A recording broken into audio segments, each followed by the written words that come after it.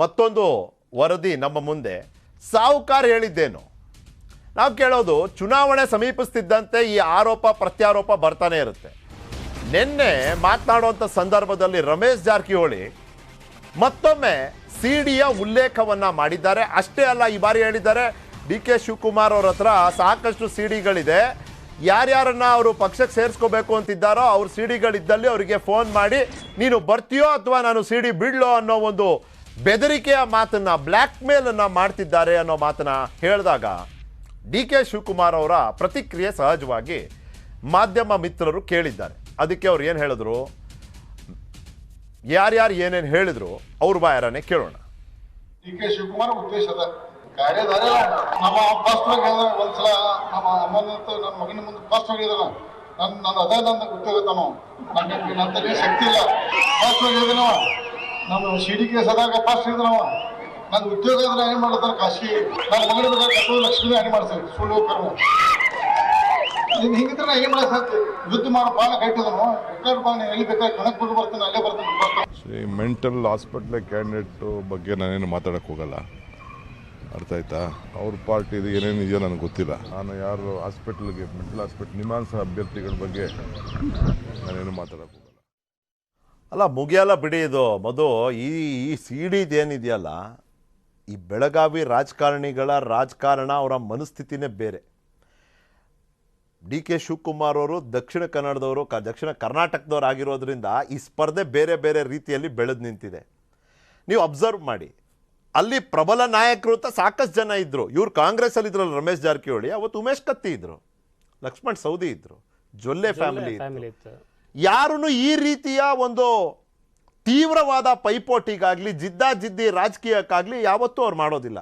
ಅವ್ರವ್ರ ಕ್ಷೇತ್ರ, ಅವ್ರವ್ರ ಪ್ರದೇಶ, ಅವ್ರವ್ರು ಸೀಮಿತವಾಗಿ ಇಟ್ಕೊಂಡಿದ್ದಾರೆ. ನೋಡಪ್ಪ, ನಾನು ನಿನಗೆ ಬರಲ್ಲ, ನೀನು ನನಗೆ ಬರಬೇಡ, ನೀನು ಚೆನ್ನಾಗಿರೋ ನಾನು ಚೆನ್ನಾಗಿರ್ತೀನಿ, ಈ ಥರ. ಆದರೆ ಇಲ್ಲಿ ನಾರ್ತ್ ಕರ್ನಾಟಕ, ಸೌತ್ ಕರ್ನಾಟಕ, ಅಲ್ಲಿಂದ ಇಲ್ಲಿ ನೇರವಾದ ಒಂದು ಥ್ರೆಟ್ ಅನ್ನೋದು ಇಲ್ಲದೆ ಇರೋದ್ರಿಂದ, ಇಲ್ಲಿಂದ ಅಲ್ಲೂ ಇಲ್ಲದೆ ಇರೋದ್ರಿಂದ ಈ ರೀತಿ ಬೆಳವಣಿಗೆಗಳನ್ನ ಕಾಣ್ತಿದೆ. ಆದರೆ ಇದು ನಿಲ್ಲೋದಿಲ್ಲ ಕೂಡ.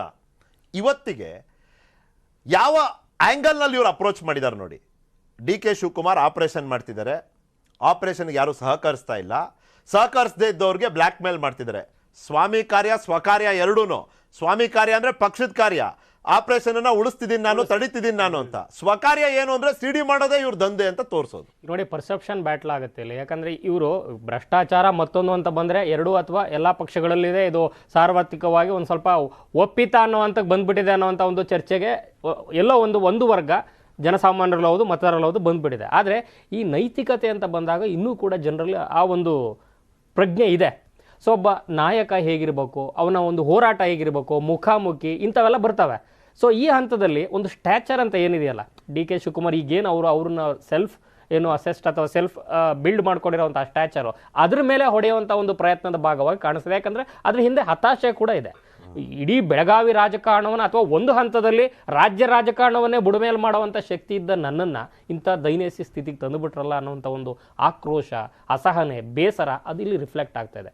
ಇವರು ಹೇಗೆ ಆ ಇಂಟೆನ್ಸಿಟಿಯನ್ನು ಕಾಪಾಡುವಂಥ ಪ್ರಯತ್ನ ಮಾಡ್ತಾ ಇದ್ದಾರೆ ಇಂಥ ಆರೋಪಗಳ ಮೂಲಕ ಅವ್ರ ಸ್ಟ್ಯಾಚರ್ನ ಡ್ಯಾಮೇಜ್ ಮಾಡೋಕ್ಕೆ, ಇವರು ಅಷ್ಟೇ ಅದನ್ನು ignorance is the best policy ಅನ್ನೋ ಥರ ಇವರೊಬ್ಬರು ನಿಮಾನ್ಸ್ ಅಭ್ಯರ್ಥಿ ಅಂತ. ಅಂದರೆ ಇದು ಪ್ರಾಮುಖ್ಯತೆನೇ ಇಲ್ಲ, ಚಲಾವಣೆ ಇಲ್ಲದೆ ಇರೋ ನಾಣ್ಯದ ಬಗ್ಗೆ ನಾನು ಯಾಕೆ ಮಾತಾಡಲಿ, ಅವ್ರ ಪಕ್ಷದಲ್ಲೇ ಬೆಲೆ ಕೊಡ್ತಾ ಇಲ್ಲ ಅನ್ನೋ ಒಂದು ಮೆಸೇಜ್ ಕೊಡುವಂಥ ಪ್ರಯತ್ನ. ಡಿ ಕೆ ಶಿವಕುಮಾರ್ ಅವ್ರ ಪ್ರಕಾರ ಅವ್ರು ಎಷ್ಟು ರಿಯಾಕ್ಟ್ ಮಾಡ್ತಾರೋ ಅಷ್ಟು ಇನ್ವಾಲ್ವ್ ಆದಂಗೆ. ಹೌದು, ಮತ್ತೆ ಇನ್ವಾಲ್ವ್ ಆಗಿದ್ದೀನಿ ಅಂತ ತೋರಿಸ್ಕೊಂಡಂಗೆ ಎಂಬುದು. ಹೌದು, ರಿಯಾಕ್ಟೇ ಮಾಡೋದು ಬೇಡ, ಏನೋ ಹೇಳ್ತಾರೆ ಬಿಡ್ರಿ, ಹೇಳ್ಕೊಳ್ಳಿ, ಈ ಉದಾಸೀನ ಮಾಡೋದು ಅಂತಾರಲ್ಲ, ಪ್ಲೀಸ್. S, exactly. ಇಲ್ಲಿ ರಮೇಶ್ ಜಾರಕಿಹೊಳಿ ನೋಡ್ತಾ ಇದ್ರೆ ಕೈಲಾಗ್ದವ್ರು ಮೈ ಪರ್ಸ್ಕೊಂಡ್ರು ಅಂದ್ರಲ್ಲ, ಆ ರೀತಿಯಾದಂಥ ಸಿಚುವೇಶನ್ ಇದ್ದಂಗೆ ಕಾಣಿಸ್ತದೆ. ಬಿಕಾಸ್ ಅವರು ರಾಜೀನಾಮೆ ಕೊಟ್ಟಂಥ ಸಂದರ್ಭದಿಂದಲೂ ಕೂಡ ಮಹಾನಾಯಕನ ಬಂಡವಾಳ ಬರುತ್ತೆ, ಜೈಲೊಳಗೆ ಇರ್ತಾರೆ ಅಂತ ಹೇಳಿದ್ರು.